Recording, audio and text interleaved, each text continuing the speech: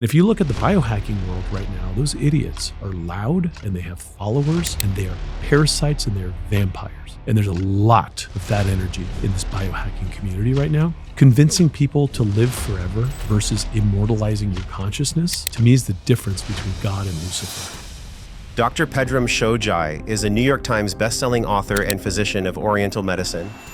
I never wanted followers. I was never a look at me kind of guy, but there are a lot of people out there that probably shouldn't be talking about health. There's a lot of people talking nonsense because they got a camera on them and they know how to get followers and do the thing. Dude bros giving health advice to middle-aged women. If you realize how much influence and cult psychology is put into this industry to try to trap people, you'd throw up in your mouth twice. There's just so much fancy footwork. And there's so many nefarious players now that are just trying to get your money and get your attention. Do you think that could be really the reason why most people experience anxiety or depression?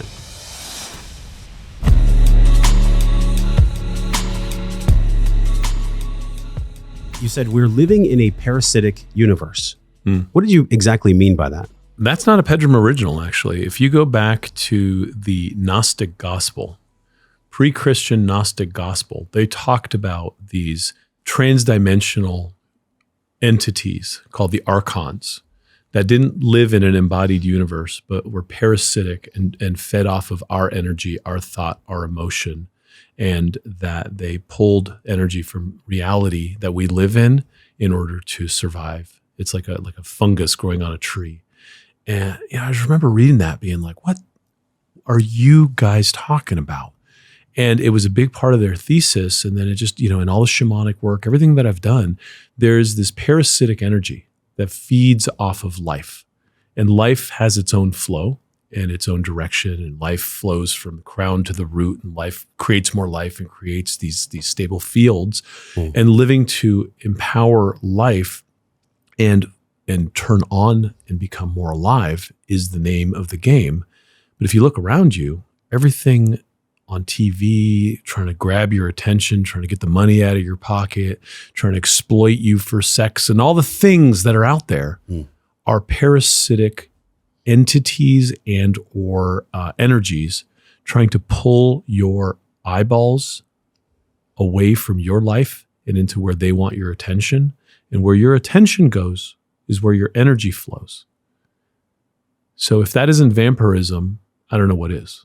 I remember I was listening to Tony Robbins once, and he said, where attention goes, energy will flow. I feel like the ancient masters were switched on to the stuff that the contemporary personal development gurus are really just reciting. Do you feel that way? Yeah. I mean, listen, what's better than packaging ancient wisdom, right? Making it your own.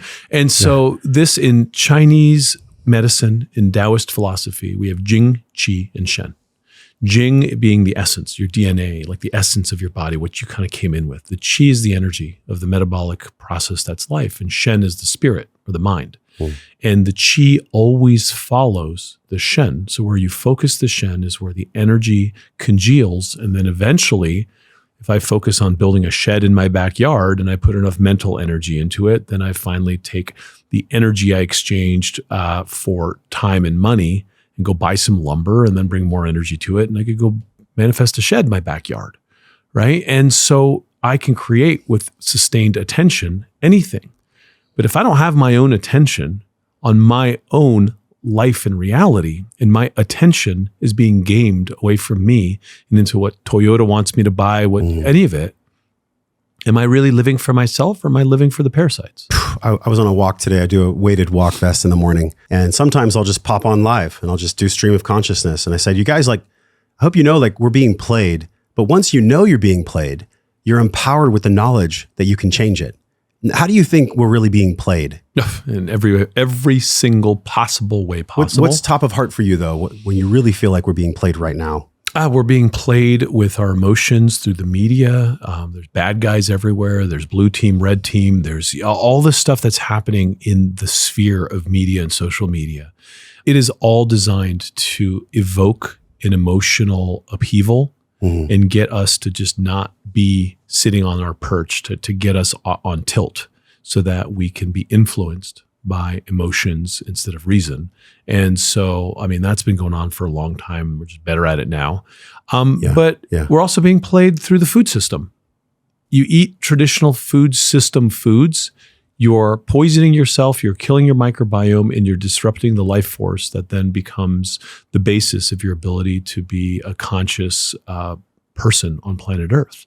The medical system, I mean, every system has been compromised. And so the first reaction to this for people who finally get that, you're talking about this aha moment as you're walking and people might be like, oh my God, he's right. I mean, I've had the aha many times. That's what I'm saying. Like we all do. But then our first reaction is, I'm angry about this. Yeah. And a lot of people stay in that I'm angry about this place. And then that I'm angry about this place can get leveraged in saying, well, those are the guys. That's, it's that other political party. It's, it's the Arabs, it's the Chinese, it's the Russians. It's always a bad guy that you can pivot anger towards.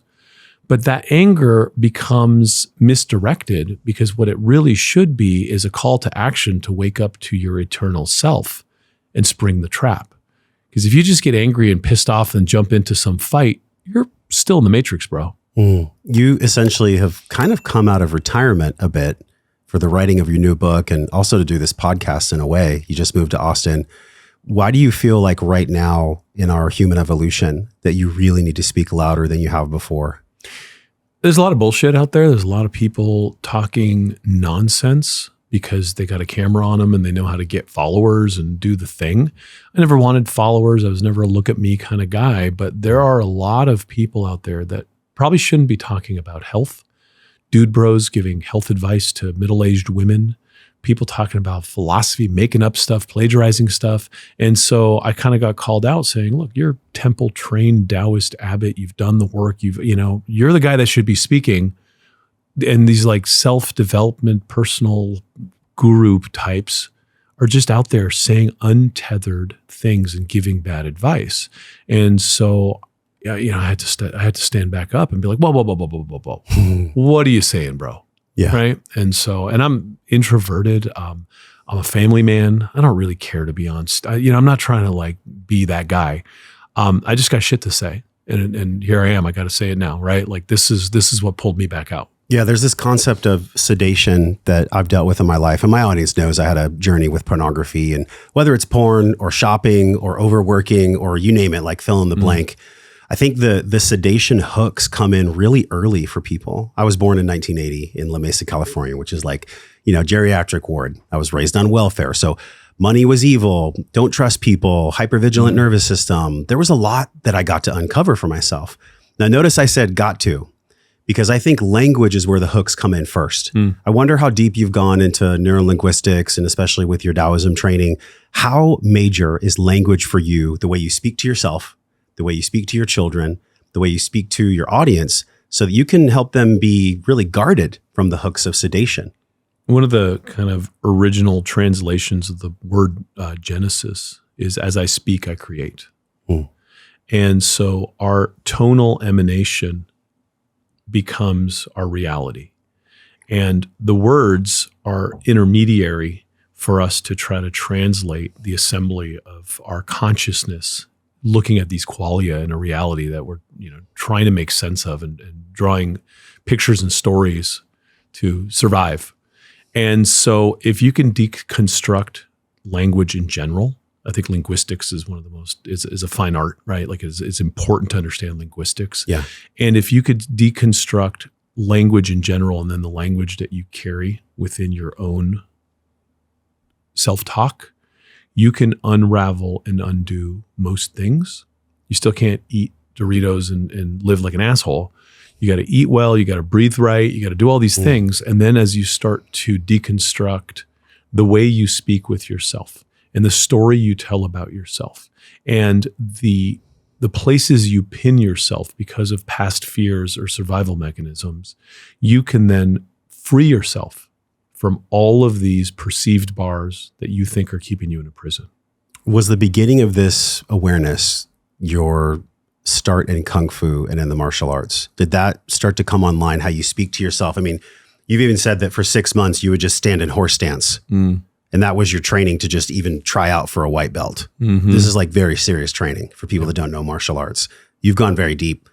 How much of your own internal self-talk is applied in martial arts?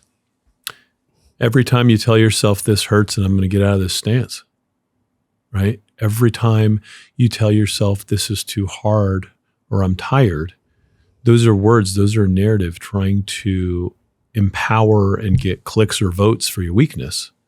Yeah. So who cares? I will stay in this stance or I will die trying is what brings the man out of that stance, right? And so what is it? What are you going to do? Cave to pain? It's just a sensation. So it becomes a physical form of meditation that's a higher stakes, right? Because now you can sit on a cushion and fall asleep and look like, a Buddha, right? But in a deep Kung Fu stance, you could see the scowl on people's faces and you could see the guys that have turned the corner and are just right there. That seemed to impact your life, martial arts, almost more than anything else. That's what led you to Taoism, correct? Or had you already been dabbling in the Tao? And I was dabbling in martial arts as a kid. I was Lady D. My dad threw me into Hapkido, and I kind of played in different martial arts for a while, and I was proficient in all of it. But then when I read about Taoism, I was like, oh, got it. I'm in. And then I found Taoist Kung Fu Master. And then I realized that, all these kind of disparate areas, we took martial arts, we bombed the Japanese and then learned some Shotokan. And, this stuff kind of came over after the war and we're like, oh, this is pretty cool. Or, hey, he could win in a bar fight. And, these disparate pieces of the martial arts that came over. But then I fell into a lineage and realized that Kung Fu is an operating system. The literal translation is hard work. So when life becomes Kung Fu and you get good at Kung Fu, so what? I'm going to build a shed. So what? I'm going to, get up because my kid is crying. It's all Kung Fu. And so it just becomes your work. It just becomes what you do. And instead of moaning about it, you do what's in front of you. You just block the next punch. You just keep doing the thing that's the next logical right move. You were in a fairly low point. I think that's part of our natural development as men and women. When we're in our adolescence, you said at one moment, God, if you're real, I'd like to know. And it gives me chills just to even think about what happened next. Can you share that? Because I think a lot of the sedation hooks come in because of a severing or a disconnection with spirit. Yes. And I had a different type of relationship. Some people get God forced on them and, God, spirit, universe, however y'all want to. All of it. Yeah, these are words. These are words, that which created us. Sure, sure. And that which breathes us in and out, right? And so I came from a place where I was born in Iran right before these mullahs took over and in the name of God executed my uncle and raped and tortured people in my family. And we got the hell out of there, right, as refugees. And I was born, I was born Muslim, but my parents weren't religious, but I was actually related to the Prophet from both sides of my family. I got religious juju in my blood. And my parents are like, that ain't God. You go find God if you want to on your own. We're not religious. We're not agnostic. We're not atheist. We're just pissed off at religion. And so I was given free reign to just go find ethics and morality. And I couldn't care less about it. I was, playing basketball and, we're good enough people. And, it was the time where religion had already kind of lost its grasp on, it's not like everyone in LA was going to church. Right. Yeah. But as I started to get more and more confused about my trajectory from a different story, I was like, man, I don't know if I want to be a Western medical doctor anymore. It was me saying, hey, God, if you do exist, now would be a great time for a clue.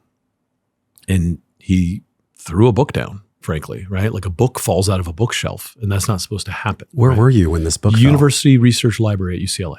Were you just studying? I was just walking. I was thinking to myself, I was studying for some midterms, but, tripping in my own head. And all of a sudden a book drops out of a bookshelf. Like Ghostbusters or something. Dude, it was like, that's too weird. And literally I walk up and I'm like a classical biology guy. Right. I'm not a weird hippie tripper at this point. Right. I'm just like, okay, this is some crazy coincidence. I look to the other side of the stack. Maybe someone pushed a book in on the other side and this one fell out. There's no one there. And I'm thinking my friends are messing with me, but they can't read my thoughts and they're not there. And so I'm kind of running through the logical why the hell would this have happened? And instead I was just like, okay, what's his book? It's a book on Taoism. And I was like, I've heard of Taoism, very very distinctly remember that it was a Chinese something or other, but that's it, right? That's not the world I came from. But I was like, all right, I asked God for help and this weird book falls down. Let me just at least read it.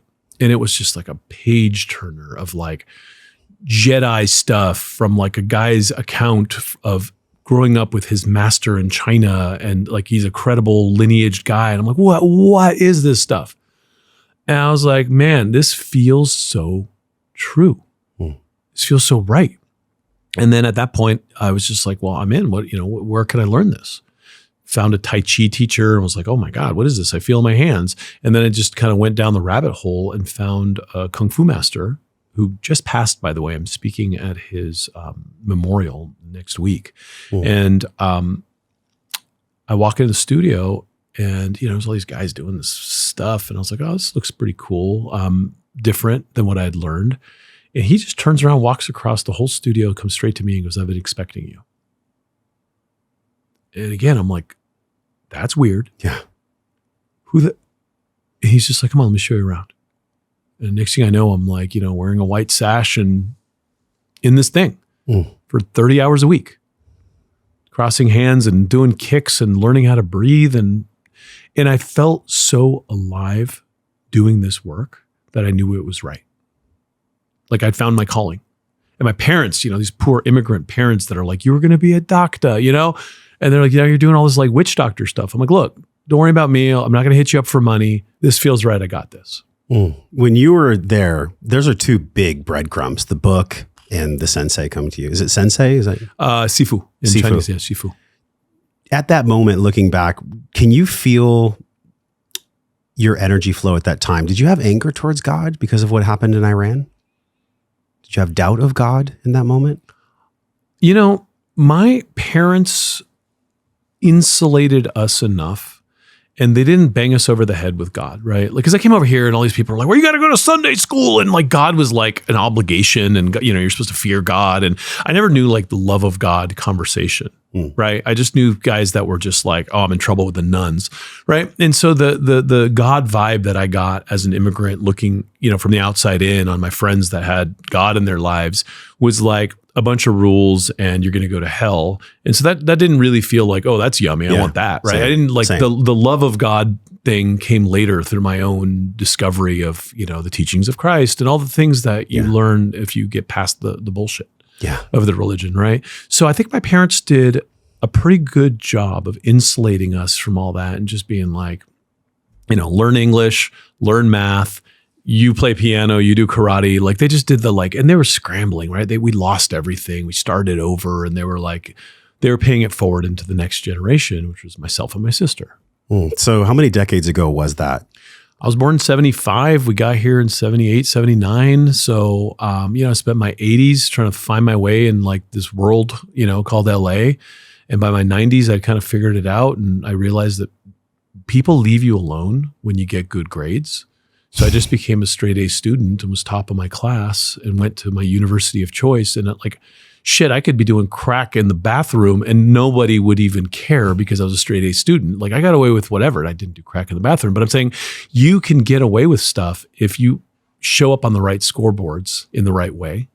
And you see it all the time in corporate America, right? These guys are complete assholes and fucking up everywhere, but they make money, right? And so I learned how to game the system pretty easily. Got into my school of choice, was on my way to becoming a medical doctor and met the guy that I was, trying to shadow, and he was a dick.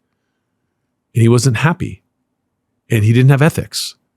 And I was like, what the hell am I doing? I don't want this guy's life. Yeah.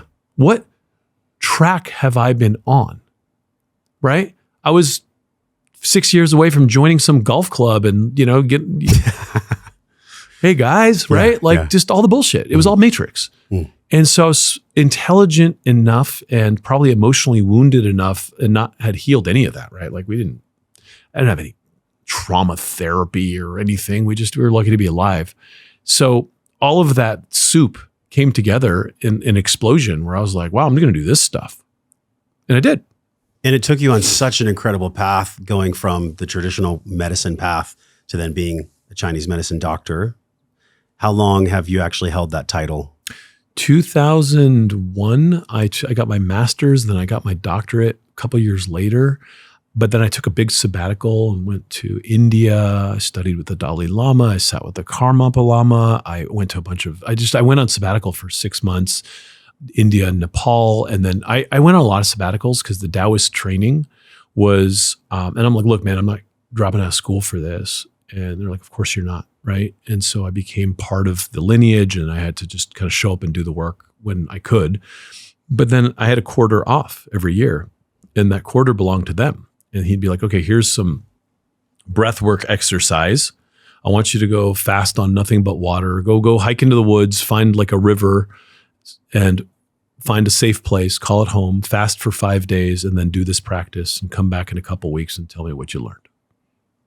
So I'd spent a lot of time in the wilderness just circulating energy and like learning to see light with my eyes closed. It was really cool.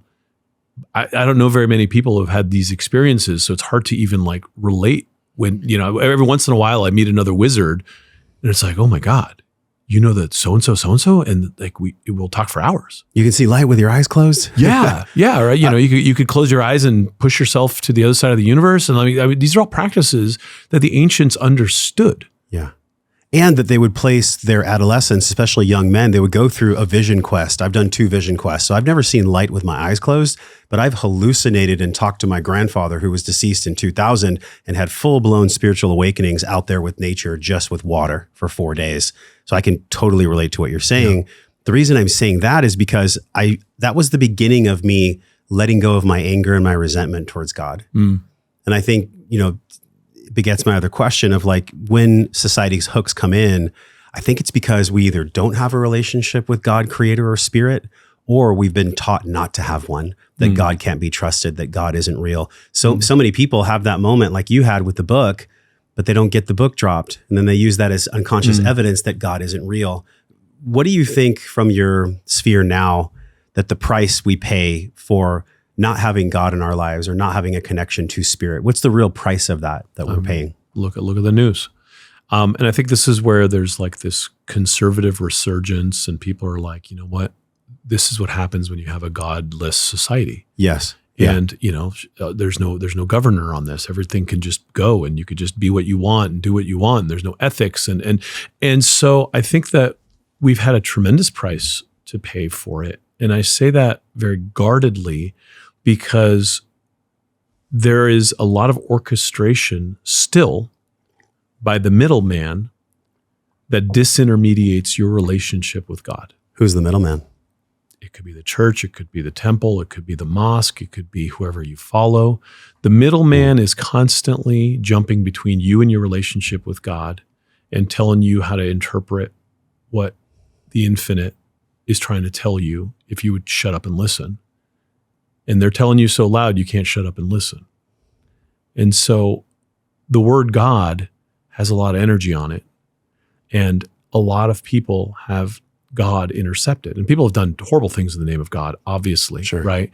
But like when I sit with people that have God in their hearts, or have Jesus in their hearts, or, Krishna in their hearts, there's no freaking debate. You're just like, hi. You get it, right?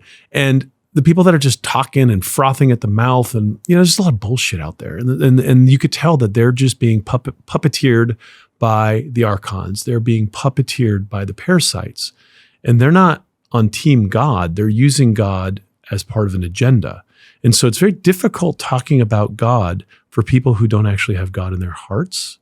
Yeah, I have a business partner who's a very good Christian. And I see him get abused and taken advantage of all the time by people that come in and say, from his church. Just because a dude goes to church with you doesn't make him a good person. He's just saying he goes to church. And so good people get taken advantage of by folks within religious communities all the time, because there are a lot of wolves in sheep's clothing, right? So you have to learn to listen to the voice of God. And it's not that hard. But there's too many of the things that you tuned into. And so the next book I'm writing is teaching people how to turn down the signal strength on all of the noise so that they could hear the voice of God inside. And don't take my word for it. I'm guessing that a big part of that is actually slowing down, which is good to intellectualize. Oh, yes, Pedram, I know I should slow down. Even that word should is like an obligation. How does one even begin to calibrate their really intuition to be able to slow down and make slowing down important? In other words, how do they make the risk reward make sense for their mind so that their body can follow? Yeah, and it's a layered question, and it's a multi-pronged approach, I would say. 1, stop eating poison. 2, start sleeping better. 3, fix your microbiome. 4, stop putting poisons in your home. So you got to do all the stuff that brings your neuroceptive arrays back online. And what is the neuroceptive for people So who don't know? neuroception is our safety signals. And so, if I'm like, oh man, I'm so tired, I'm out in the woods, I really need to close my eyes and sleep right now, but there's wolves, I'm not really sleeping deeply, right? But if you and I are both out there and I'm like, all right, you hold the sharp stick, I'm asleep, and then I'll hold the sharp stick, and we'll take turns, and I trust that my buddy has got my back, then I feel safe enough to sleep, my body can rest, recover, and heal. And our neuroceptive arrays are being attacked by that dude's cologne, by the gas diesel truck that just drove by my inability to feel safe because I just read that Putin has a hypersonic missile that could hit us in any minute. And all of these things are safety signal triggers. And if I can't feel safe, I'm in a wartime economy. So there's no school books, there's no hospitals, there's none of the stuff that actually allows me to slow down. Yeah. And so I always work first on saying, okay, where are your safety signals? And then we have so many others. So we have interoception, we have exteroception, we have proprioception, equilibrioception. So all of these different arrays that our ancestors were in tune with. Like I did a bunch of wilderness survival training and, tracking lions, not killing them, but tracking lions and learning to survive in Africa. And every sound is information. Everything you feel has data coming back. And so when you tune into your breath, feel your heartbeat, go, oh yeah, my tummy's doing this weird gurgling right now. This is all information that is feeding back with your vagus nerve in your brain, telling you what's going on. And these have been cut by modern society. They've been cut by glyphosate. They've been cut by TikTok. They've been cut by all these areas where we are all out getting information in instead of turning our awareness inward. And the anterior cingulate cortex kicks on, and then it starts to turn the lights back on. And the more you turn the lights back on, the more you check in with yourself. And you're like, you know what, man, I'm good. I don't need a drink with you guys right now. I'm going to go for a walk. I know you want to run. My body's telling me otherwise right now. Whatever that is. And then as people start to get that back, that's when you could start to hear the voice of God again. You can't hear crap. If you can't hear your own heart beating, you're sitting there, oh God, give me a sign, give me a sign. You can't even hear it. There's too much noise. You're in a stadium. So bringing all of these perceptual arrays back, it doesn't take long.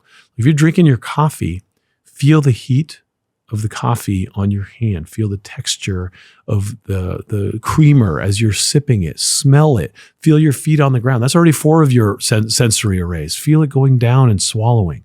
And as you do that and you work on layering your perception, there's parts of your neurology that have gotten dull and they start to come back.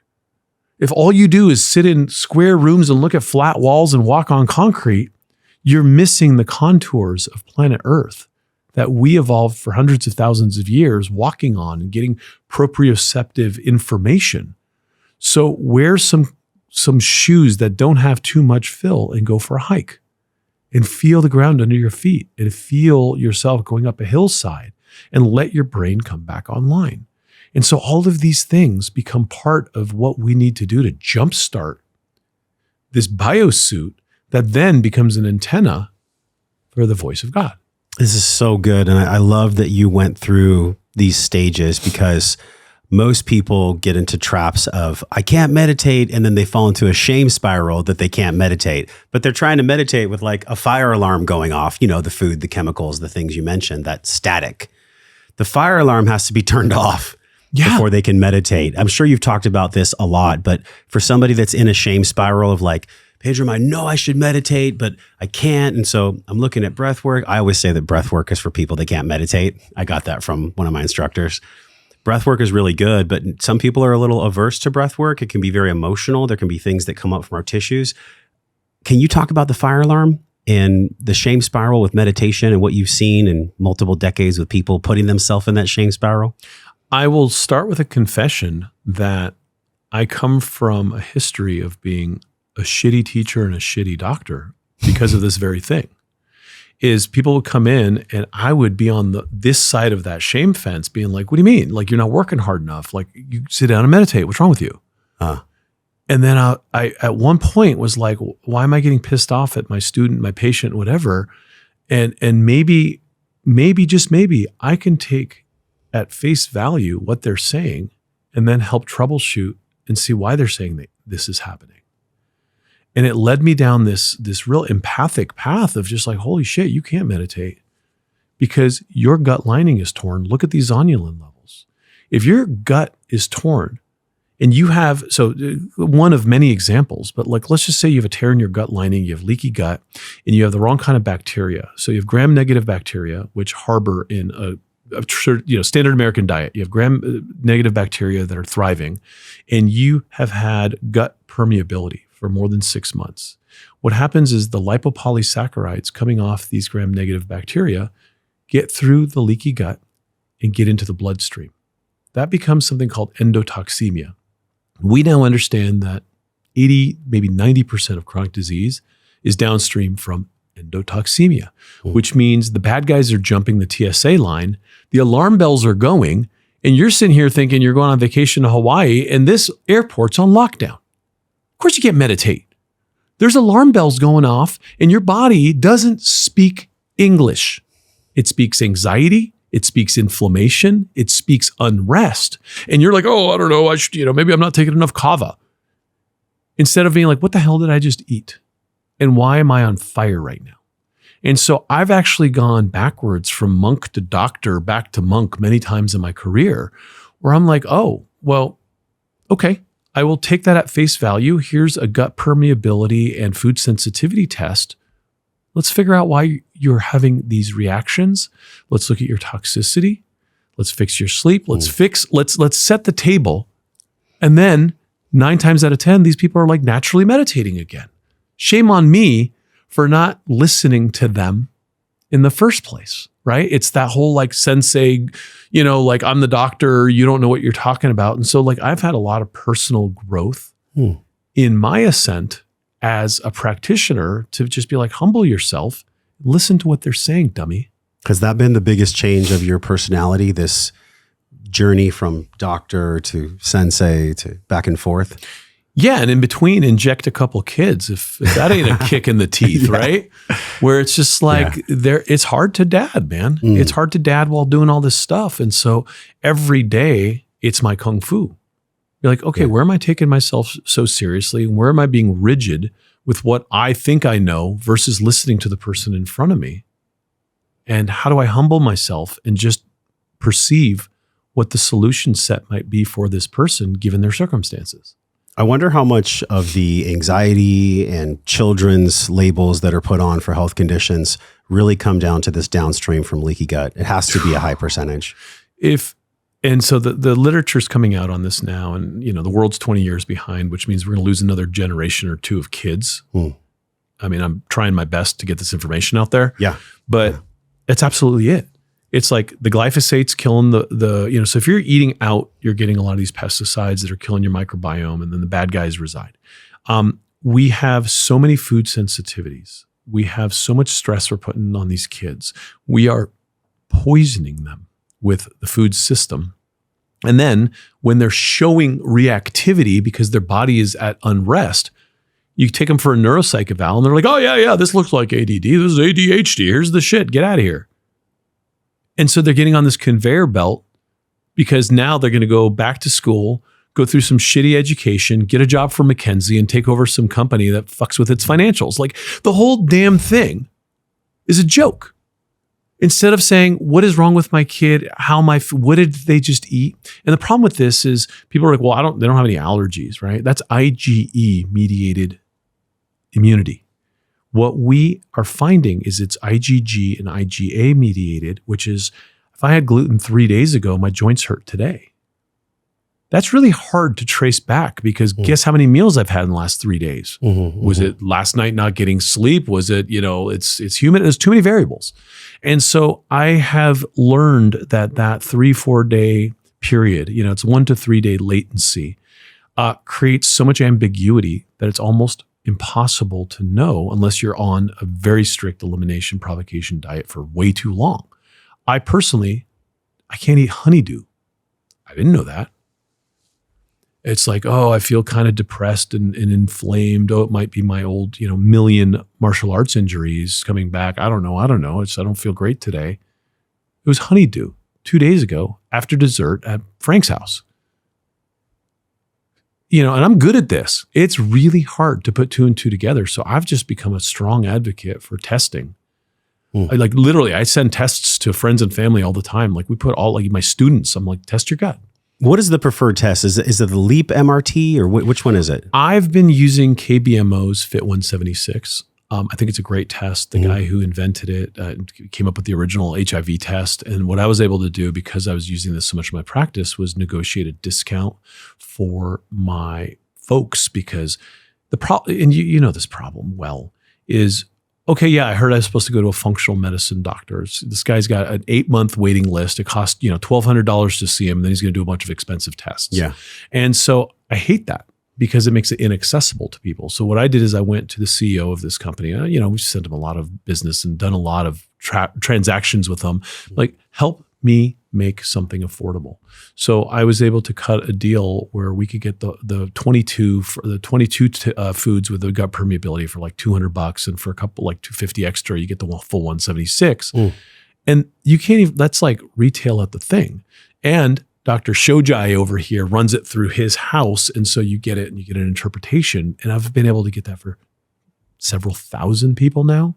Amazing. Because if not, you got to go wait in line, go see a doctor, then come back and see a doctor for the interpretation. And people lose a year of their lives.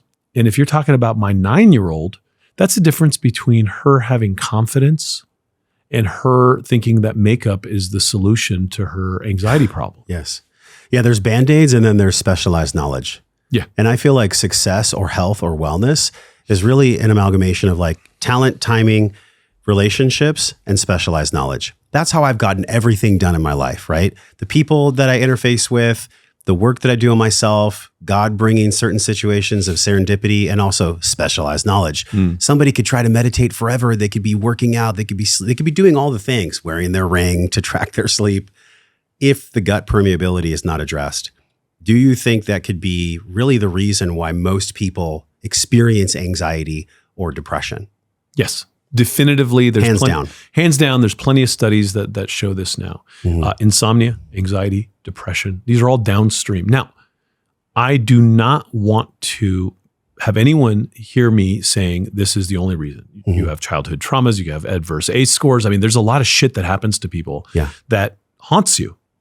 But okay, that's over here, and you're also adding fuel to the fire by having a cheese burrito that's bringing up your baseline anxiety, so that your coping is here versus here. Yeah. So you want to lengthen the fuse so that you can then turn around and face your demons and heal.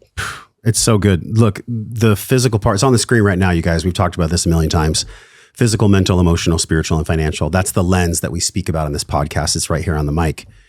The only way in my life that I've gotten anything done is by doing it all at the same time. The balancing of these 5, it's a struggle for many, but really once you get the physical done, which is the gut testing and addressing your water, your food, the soil, your breath, then it comes to something that I think we're all really seeking. And I'll read this quote that you said because I absolutely loved it. You said, "Who am I is the most important question we should be asking ourselves every day. And the more important question behind that question is who just asked that question." To me, that encapsulates mental, physical, and spiritual and emotional and all of it. If I'm not asking that question followed by the other question, I can do the physical part, but I'm not really going to thrive unless I have a heart of God, unless I'm seeking the spiritual answer for a spiritual question. Amen. Can you talk about your quote? Yeah. So just to be clear, and I'm never this guy, so I give credit where it's due. That is Ramana Maharshi, one of the great Indian saints. Well, thank you for borrowing his wisdom. Yes. Yeah. And we should all borrow his wisdom, right? Yeah. And so, there's a lot of guys that make quote cards and put their own names on them. I'm not that guy. Yeah. That is a Ramana Maharshi. Thanks for giving credit. Yes. That is a Ramana Maharshi thing. And I'm a big fan of his work. I'm a big fan of a lot of the legends, right? And it's the inquiry behind the eye, right? And a lot of the Vedic thinking goes along those lines. It's like, okay, well, if I'm not my hand, am I my brain? Well, who's in my brain? And so you keep deconstructing the I, and you keep going further and further, because really trying to come up with an answer isn't the game. It's asking better and better questions, because now you're probing into this eternal aspect of yourself that happens to also coincide with an eternal aspect of the universe, and that butterfly that just fluttered by, that starts to skew us into this realm of magic and grace and beauty and divinity. And so those questions are the questions worth asking, right? And those questions are liberating, because they really start to take the scaffolding off and the defenses off. And we realize who we think we are and who we say we are is just this Brazilian shantytown of constructs and defense mechanisms that we've layered on trying to survive. And look, I was a scrappy immigrant kid. I learned how to fight. I had to get good grades. Like, I had all this shit that got me where I was, and it served me up to that point. But it doesn't serve me now to hold on to narrow definitions of self that were defense mechanisms. So who am I? I'm not what I do, right? I'm not what I'm wearing. I'm not even this body. So who am I? And those questions give us the better questions. And the inquiry, that becomes the process of alchemy. Alchemy was, and I had this debate just recently with a friend of mine, Anil, who's lovely, like systems biology, like probably the authority in systems biology at Harvard or wherever the hell he's at now, but just, bright science guy, right? And I went to one of his lectures, and he was talking about, well, this is just alchemy. And, now what we're talking about is science here. And I said, look, I love the talk, but let me tell you about alchemy and how you're mishearing what alchemy is and what it became. Because what alchemy is to a Taoist Qigong master is you are turning your lead into gold. And that transmutation, because gold is the perfect conductor. So everything that is less than is an impurity in my ability to conduct the full flow of the universe. And what alchemy became is these idiots who started mixing shit together to try to live forever. And if you look at the biohacking world right now, those idiots are loud, and they have followers, and they are parasites, and they're vampires. Convincing people to live forever versus immortalizing your consciousness, to me, is the difference between God and Lucifer.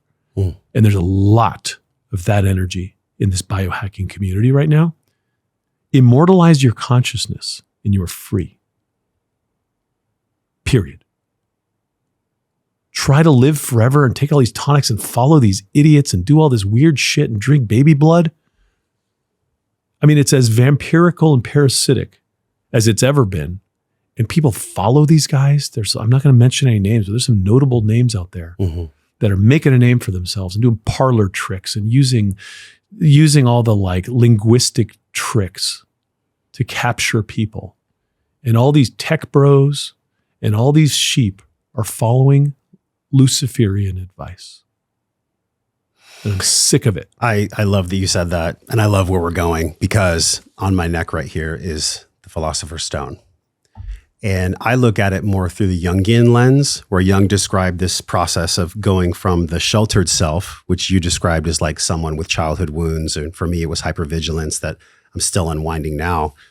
I believe, and I wonder how you feel, I believe that alchemy for the soul, or alchemy for the human, is this process of shedding all the things that were projected onto you by people that loved you most, paradoxically. Yeah, 100%.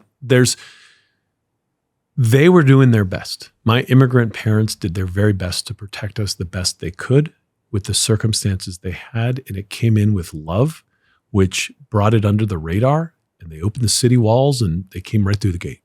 And those are the hardest parts. The easy parts are like, well, the priest molested me, right? Like that guy was a bad guy. Like, those are bad, hard moments that people have to deal with in their kind of traumatic upheavals when they realize what their history actually had. Yeah.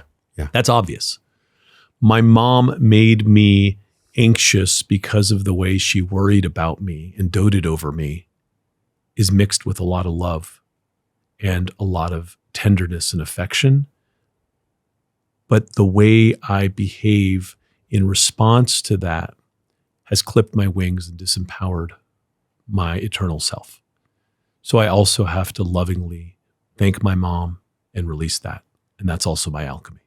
That's so good. This is what I shared with you before we hit the red record button. The next 5-10 years of my life is understanding emotional epigenetics. The piano keys. We can't ever change our DNA. It's fixed, but we can turn off and on with our behavior and our environment and really our awareness of our emotional patterns. So one pattern that I'm from an Italian family, loud talking people, eat all the food on your plate, even if you're full. Even the archetype of like the nervous Italian grandma because she worries so much and that's her badge of honor. In other words, there's a lot of societal conditioning that in my own alchemical process, I've had to look at, I've gotten to look at. And a lot of the things, they still pop up now. Have you had anything like this happen for you from cultural conditioning where even now at 50, you still realize, wow, I acted like my dad. I acted like my mom. I'm learning how to be a better husband. I'm learning how to be a better father. Do these things pop up for you? Every moment of my life. And it's funny because I'm from here. I'm picking up my parents from the airport. They're visiting us for a week. And sounds like a spiritual practice. It is because, and they're not going to be here forever. And so I'm like laying on the altar of saying, I'm going to spend as much quality time I can with these people. And at the same time, keep the bouncer at the door for imposed belief systems that no longer serve me, that need to be checked at the door, and respectfully be like, Mom, that's not how we do things here. Or, you know what, my kid actually does have to make his bed. These are our rules, right? And so every single day you are managing boundaries better, learning about yourself better, forgiving, blessing, but also, don't take my kindness for weakness. That's not how we do here, right? And so I am consistently deconstructing. And to your point, and it's a very astute point, the ones that came in under the guise of love are the hardest ones to extract. Yeah. Right. And so I love my folks. And I have to manage a lot around their beliefs. They're all like macros, these archetypal cultural code that just kind of comes in these batches of transmissions. And if you don't architect your life in a way to have enough awareness to witness and not immediately react, and to self-diagnose and to clear some of that code on a daily basis, you're just picking up more code. I love that you said code. What do you mean by code? It's programming. I mean, we now code in whatever languages we're coding in, right? Yeah. But there is code. What is our epigenetics? It's just code. Right? Our DNA is code. And so somehow we have been encoded with thoughts, belief systems, language, reaction to words, our perception of what certain words mean. And so within the framework, and in every generation, we used to talk about like steam engines and like things running like a clock. So our technology metaphors are just how we interface with our reality. And right now code is, maybe there's a better word for it 10 years from now. I love the word. I'm always getting new codes. Because we're in the code era. Yeah. Right. And so this is our best way. And again, linguistics, this is our best way of relating to the level of reality that we could comprehend through our words right now and our technology. Code is how we run. And so my operating system, being Kung Fu, is to constantly virus scan and be like, does this code serve me? Does this code bullshit me? Is this code where I need to be, right? And so food has code, right? Your mom's stories have code. It just comes in. And so you have to have code hygiene, or else you pick up snippets of code here and there. And then you're just one of these confused people who doesn't have thoughts for themselves, because you're just a patch of a bunch of code. And if you realize how much code is being projected on the airwaves and through the socials and using AI and all these big nuclear powered servers now to drive your sentiment, to drive your belief system, most people I know who are smart enough to tune the fuck out. Because I'm not smart enough to watch TV anymore. They'll get me. Yeah. There's so much neuropsych that goes into the code that's being thrown at us. Go walk I run in the woods 3 days a week. I swim laps 2 days a week. I literally scrub code and go breathe and go out into nature just to reset from what I pick up. Are you down to go a little bit deeper? Let's go. I love this code metaphor. Yeah. I am not a programmer, but in other words, I don't know how to write code on a computer, but I know that I'm a player in this game and I'm the programmer at the same time. And the first time I learned that, I couldn't grok it. I was like, what do you mean? It was from a mentor a few years ago.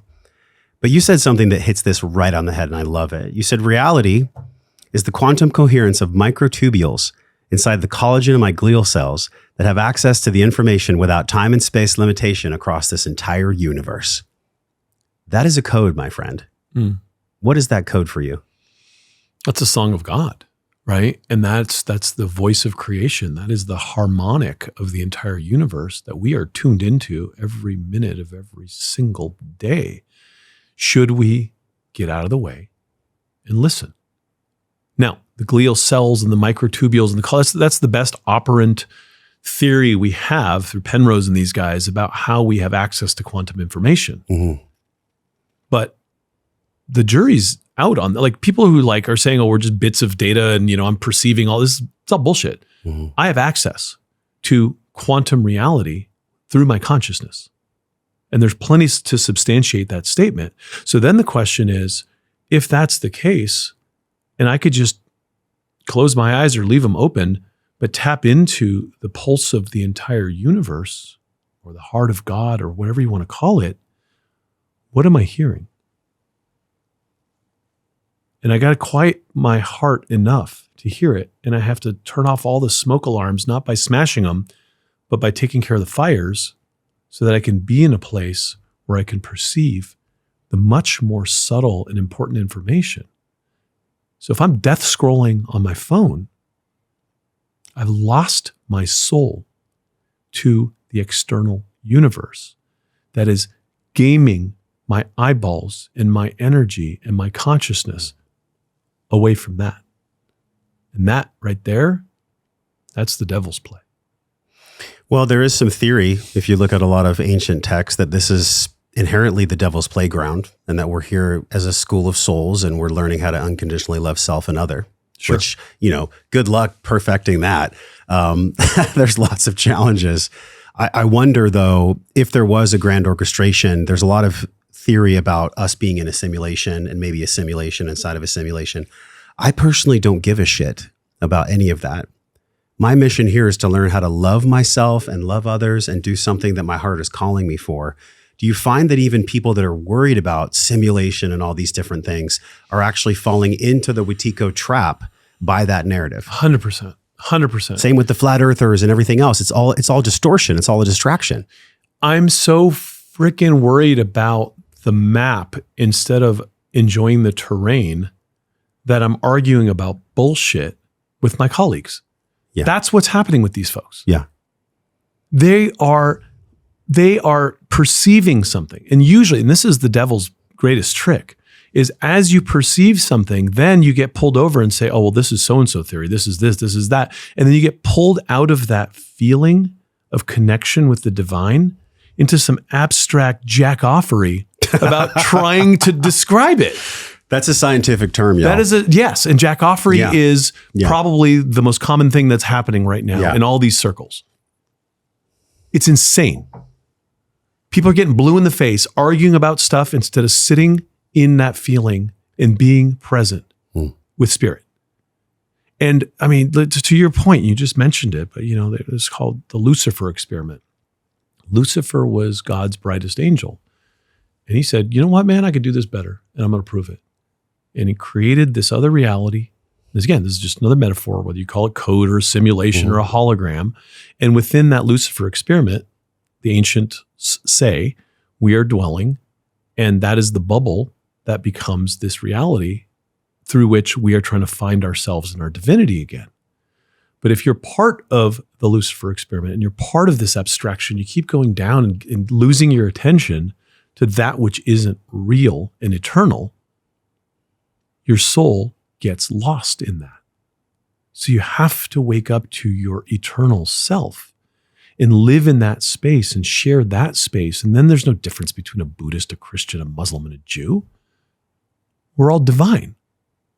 And so that again becomes that level of abstract jackoffery that pulls people out of the actual work.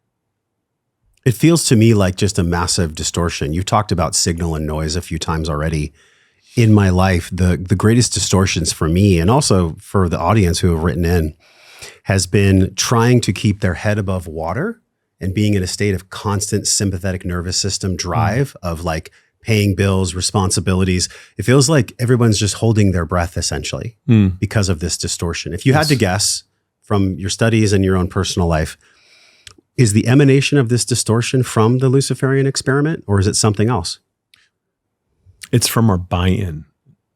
I think it's from the Lucifer experiment and the abstract archonic reality. It's just a fantasy. It's just a phantasm. It's not real. What makes it real is our buy-in. We have to participate in it to co-create it. And that's the energy that makes it manifest, because we are the creators. That's not real. And so the only thing that makes it real is us being convinced that it's real enough for us to co-create it, because it's our creative energy that manifests it. And if you understand that, then you understand how this whole fucking house of cards is such a joke. We're creating the prison with our own creative principle. And the minute you stop co-creating that, you are the light and the love. You are eternal. And that's the funniest part of this whole thing, is that cosmic joke is one deep breath away. For whatever reason, I have that scene in The Matrix popping up where Neo put his hands up and the bullets just fell. That's the moment. That's the moment. That's the moment we all can have at any point in time, yet we fabricate, I do, stories as to why I can't have that moment. Why do you think our human psyche does that? Well, because I got to go do this, and then I got to retire, and then I'm going to go to Bali, and that's where it's going to happen on this perfect rock when I'm wearing this shirt. These are all just stupid stories. I have a metaphor that came up that I don't want to drop it, because it was a vision that came when you were mentioning people in water, treading water. Yes, many people feel like that. Is I immediately just saw the solution, which is if you're in water treading as hard as you can to breathe, all you have to do is take a deep breath and lie down and float on your back. And now you're floating down the stream. And I saw it clearly when you were saying that, is I could sit here and kick and try to stay up in my shitty life and my circumstances, or I can let go and flow down the cosmic river and float on my back and look at the clouds and enjoy this ride. And it's really just a perspective change from all the energy you're exerting. And you're not supposed to be in the water like this, because you go down like a nail. Relax. Right? Relax. Yeah. I was having a vision when you were speaking, and it was Alan Watts, who I love. If there was one guy I could interview who's deceased, that would be it. Maybe I can interview like a Alan Watts GPT one day. That'd be fun. Totally. He said that, you can't bite the tip of your own teeth. You can't touch the tip of your own finger. When you're in water, just relax and the water will carry you. So it was a homage to what you just said. And I love Alan Watts so much, but he was still human. And I think it's this fallible concept of like, you can be here and give us an insane wisdom that could change someone's life right now if they choose to embody it. but it's this fallible concept of human beings. I think the Toltec calls it controlled folly. Mm-hmm. This controlled folly that we're in, it's actually still part of the game itself. How much of that have you owned in your own life, the controlled folly, while also bringing such wisdom to the table? Holding the two worlds is what I mean. Someone watching this right now is like, all right, I like Josh, but I'm not sure about the brown guy yet. Did he say he's from Iran? Did he say he's Muslim? Nah, I think they're less judgmental than that. Well, what I'm saying is like, but no, their brain's doing that, right? Their brain's doing that. Sure, maybe. Every time they're like, wait, who is this guy? Do I trust him? Sure. Right? Same with you. And you've already, they're following you, so they're there. And so every single word is still in that Luciferian world where it's like, I'm so used to being exploited and manipulated that I don't trust anybody. And I'm shell-shocked. So good. Right? Yeah. And so I could say the most important thing someone has got to hear right now, but it goes through the filter of them judging this guy. And I just want to be clear about something. I am fucking nobody. I'm not important. I'm just a guy talking on a podcast. I'm not trying to be a guru. I'm not trying to be someone's hero. And don't look at me because I'm flawed and I'm human and I make mistakes all the time, but hopefully you can hear what we're saying. Yes. That's very, very humble, very true. You're known as the urban monk. And I love this because, I think about taking the ancient teachings and living them and wearing them and embodying them in modernity. That's the ultimate challenge. The urban monk concept, like when did that first come online for you? When was it palpable? When did you know that was actually at least the vocabulary that you would describe your mission on earth as the urban monk and give people a definition of what is an urban monk in modernity? I think the throwback goes to something we spoke of several minutes ago where I was like, wow, bad monk, bad doctor. Why are you judging? Why aren't you listening? Right. And so when I came back after, our temple in China was burned down. So the Grand Master lived in Chinatown, LA, and then we would drive and train with him all the time and train. But like, I wasn't in an actual temple in China because the communists killed those guys. My Grand Master was the last guy to get out and survive. Oof. And so I did this training and then I'd go on sabbatical and come back. But like, I got a lot of monk in my head. And coming back from that and being like, oh, here I have all this stuff to share, was arrogant about it, not knowing. So I'm trying to help people, but I was arrogant about it because I did not understand the mistranslation of where I was in this ecosystem. Here I am, a guy who had the luxury of changing his stars and going off and learning an ascetic lineage from an unbroken chain of masters, spending hours a day breathing to my navel and finding stuff. And, it's a very luxurious privilege to a guy like me who got to do that.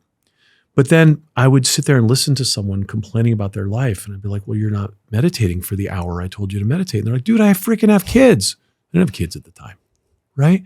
Or, do this or do that. And so I then had this harsh reality, having come back from becoming, I got ordained as a priest and, I'm in this lineage and I'm trying to reconcile what advice I'm giving to the lives that are coming to me for help, realizing pretty starkly, and this is where I give credit to the training is, wow, this isn't landing. And there's a syntax error here. And it occurred to me through painful insight that I am trying to give householders ascetic advice. The ascetics, the 1% of the folks would go up in the monasteries and sit under the waterfall and touch the cosmic void. Householders got bills. Householders have traffic. Householders have kids. And so I realized very quickly, and I was told by one of the Babas in India that I should go back and be a householder. I didn't like it at the time, but the lesson came in later that a householder lives their life with integrity and lives with conscious intent in everything that they do, but they don't not walk the dogs because they got to meditate. They don't mind just their practice because the kid's hungry. Mm-hmm. That becomes the practice. And so as that burned into this young man who then realized that my message was a translational message, that became the concept of the urban monk, which is you You can't run for the hills. So how do we get you to wiggle your toes on the ground that you're in, make your home safe, and make your life meaningful here and now? It's different. This is why when I met you, shout out to Justin Nault. I was walking up to Justin Nault at a conference and you were standing there. And within like a second or two, I was like, this man is authentic. And I think we were around a bunch of biohacking tools, you know, some of the fuckery that you described. And it was like, wow, that was probably one of the biggest highlights of that weekend was just meeting you, because I thought, here's a guy that could have extrapolated more money and taken advantage of people and sold a bunch of lasers and lights and done these things, but you chose not to.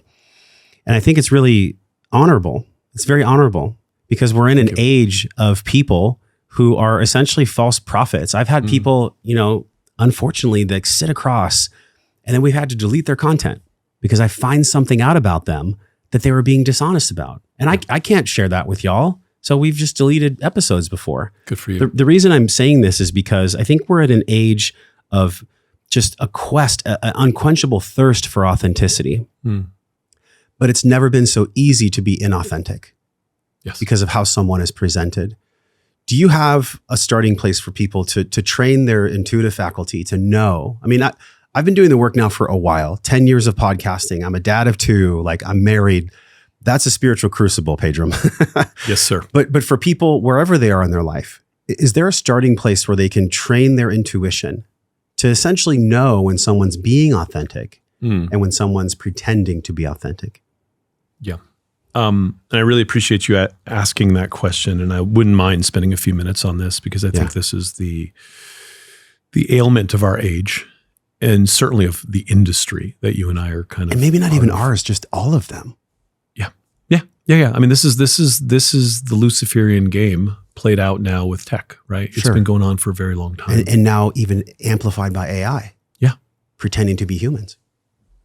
So if you look at the tarot deck, the Hermetic tarot, I studied Kabbalah and Hermetic Christianity, and the card for the devil, the esoteric understanding is it comes through the electric energy. And so this entire realm of AI and social media and infospheres is very, very easily corrupted by that energy. Not saying it's all evil, right? Like we're doing something right now that's beautiful on that medium, but it's a very easily corruptible medium. So let's start with that. But then let's start with what the narrative is around the good life. And so people dangle things and say, oh, you know, you get these things, you've arrived. Most of that's bullshit, right? I've arrived when my kid comes home from school and I drop everything and we hug and we connect. Yeah. That's my moment. Not the shit that I acquire, not the accolades that I get. That's all bullshit, right? That's the wrong scoreboard. So people that are flaunting the phony scoreboard are part of the thing. Whether they're not all evil, they're all just playing a game, right? They're all part of the game. And a lot of them are just unwittingly doing it, right? Because that's where the money comes and I got bills and, you know, you just fall into the crap. Yeah. But I think the more nefarious elements are the ones that play middleman. We talked about it with church. We talked about it with some of these biohackers. The parasite always wants to disintermediate your relationship with the pure eternal flame. So yes, you can be healthy if you just do it my way and join my group. Yes, my way or the highway, right? Follow me and my people are the ones that get it. Like all of that Pied Piper crap, these folks that are trying to, and if you get, and there's a rabbit hole, but you know, in the next iteration, I'm going to spend a couple of years studying cults and cult psychology. Because if you realize how much influence and cult psychology is put into this industry to try to trap people, you'd throw up in your mouth twice. Do they feel gross? Are they saying the words you think you want to hear? And what is your heart telling you? And that's why folding your attention back and feeling your heartbeat and doing all this internal work becomes important, is because we've been hypnotized by the noise. And because we're hypnotized, we are more capable of falling for it. Milton Erickson, who's the founder of modern hypnosis, was asked in an interview, he was like, hey, what's it like putting people in trance all the time? And he's chuckled. He's like, I don't think you understand what I do. I take these poor people out of their trances all day, every day. They walk in trances. And so what you think you need, deconstruct that. Is that because you were told you need that? What do you actually need? I need air. I need water. I need clean food, and I need shelter. And I need my family around me. That's all in one hand. I don't actually need a car. I can walk everywhere. I don't need fancy clothes. I just need, warmth. And just start deconstructing your wants and your needs, and then see where these messages are being orchestrated. Because there's just so much fancy footwork. Mm-hmm. And there's so many nefarious players now that are just trying to get your money and get your attention and get your Why? Because your eyeballs are now feeding their dreams instead of your own. Right? And that's where I just feel a responsibility to come back out. Right? That's why I drove here today. Is that message right there, is you are the only person that can save yourself. There's tools, there's resources, there's medicine, there's doctors and all of it. Yeah. But no one's here to save you. It's in your own heart. It's in your own consciousness. It's within the nexus of your control. And if they're trying to take credit for saving you, run for the hills. So profound. Thank you so much. Y'all play that back again. Share this podcast with somebody that is believing a nefarious message where they can simply just switch the channel. One of the biggest codes, I love your framework on codes. I say this all the time. One of my friends, he has a mushroom company. They're coming out with a legal psychedelic mushroom. They've already launched it. And he speaks in codes. Codes is his whole podcast and his whole vernacular. One of the best codes I ever let go of was the code that I have to ask others for permission for my heart to shine, or for me to do what it is my heart is calling me for. Mm-hmm. Have you had a time in your life where you just let go of the permission to do what it is that your heart was calling you to do? And if so, how did that transform your life? Always for the better. Always for the better. Is those bars are perceptual bars. And I don't want to step out. I don't want to get skylined. I don't want to get seen. These are all safety signal issues instead of just being yourself. What was that for you? I mean, it first started with this stuff and stepping out and being an author and like, I'm not trying to be the guy. Right. And so you fought it at first. Yeah, I still fight it. Right. I'm not, because I see the guys that want it. Mm-hmm. They're horrible. But they want it from, their intention is fame. Their intention is fame. I mean, I have guys that plagiarized my work. They're, guys that like took that Ramana Maharshi quote and put their name on it. There's a lot of douchebags doing nasty things. And I'm like, man, I don't want to have anything to do with that. I just want to raise my kids and love my wife. And so I never wanted it. And so, but then I had to just be like, well, what's the right logical move? It's like, well, I am here to help people and I have to pull myself out. Right. Mm-hmm. And so then you have to kind of parse out your distaste for what the nefarious players are doing and your path and what you should be doing in service and separating that out. And so there's a lot of deconstruction, right? Like the who am I to do this and all the, the imposter syndrome crap and all of it, right? And I get a lot of it because I consciously chose a different path. I was pre-med at UCLA. I graduated top of my high school, went straight in. I skipped the first quarter or two. I had so many AP units and I was a fast track to be a medical doctor and I chose not to. But then when I went along and did this other path and became a doctor of Oriental medicine and all that, I had a moment, I had about 5-6 years where I had like MD envy because those were the guys. And we were just these punchy little shitheads that were alternative and no one took anything I said seriously. And I was like, wow, did I make a really bad career move? Did I just throw my life away to go get this like less than degree? Although I spent the same amount of time studying and all of it, but society said play golf. Society said this guy's the guy, right? And so I had this really difficult few years of being like, you made that choice and it was the right choice for you at the time, and lean into that and lean into that. And there was a lot of difficulty because of the societal norms. Still to this day, like, I hang out with the people I hang out with. I have very amazing friends, right? But, my son plays football. And there's these regular guys that go to the golf clubs and are football guys. And they're like, so what do you do? And if I were to say, oh, I'm a doctor of Oriental medicine, I just watch some of them snicker. And like, oh, you're not a real doctor. And then I have to fight this thing where I'm like, dude, you're 40 pounds overweight and your skin is all fucked up and you have psoriasis. And like, I go to this like angry place.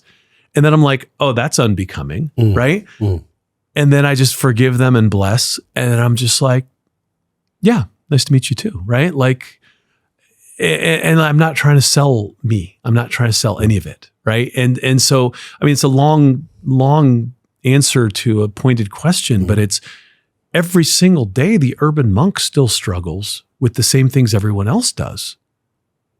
It's just self-definition, it's identity, it's all of it. And then I just have to be prepared enough to be in the moment to catch myself and be like, yeah, that's not how we're answering this. That's your hurt little boy saying that right now. So don't say it. That's great awareness. Man, last question for you. I think about my life. I shared with you my story. I could have gone a totally different route. I could have been wrapped up in drugs and womanizing and porn, but I chose a different path. It was because my soul wanted something different. And I knew it ever since I was a kid, but nobody had showed me the ropes, and I didn't have a sensei. I didn't have a teacher. My dad did the best he could, but he was burdened with his own stuff. We talked about my necklace and the Jungian alchemical process. And I think about what's most needed on earth right now is actually a byproduct of what I've gone through and will continue to go through. And that is identity transformation. This word transformation is thrown around. It's used in a not sacred way. I treat transformation very sacredly, very sacredly. If you are really going to be a caterpillar in a chrysalis that goes and turns into a butterfly, you have to know that transformation does not come without pain. There will be pain. And so can you speak to that aspect of identity transformation in the world now? It's what I'm doing with my life method and my groups and my community. We're honestly, courageously looking at the parts of self that have been projected upon and honoring our past and moving forward with the future. And there's a whole science and methodology there, which I'm so fascinated by. And I learned so much by me just teaching it and doing it.